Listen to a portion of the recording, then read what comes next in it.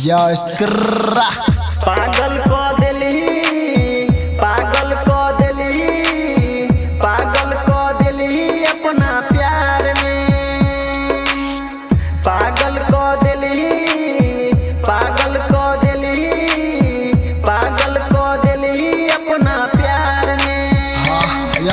पागल को दिली अपना प्यार में पहले भिड़े चली हम आहा बाजार में आहा के झुमका किल्ली 1000 में एना नखरा नहीं देखाओ न प्यार में। हाँ वादा देखे न चली साथ में चली गेली तू दोसर के साथ में और तो पागल छियो हम तोर याद में केकरा जरे छी तू ऐ संसार में। हाँ पागल को दिली पागल को दिली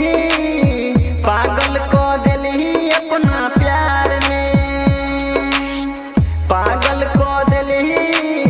पागल को दिली पागल को दिली अपना प्यार में। हाँ जिंदगी शुरू हो से पहले बर्बाद केला साथ से पहले हमर साथ तू तो छोड़ देला हमर जिंदगी तू पूरा बर्बाद केला जीवन भर साथ रहो 2 दिन में बिसरा गेला तोरा जाके चलो तो तू पास केला एला यार यार कोई को धोखे बात केला भेला रात के 12 बजे हमरा से बात केला केला जब डर चलो बाप से तो प्यार केला केला। पागल को दिली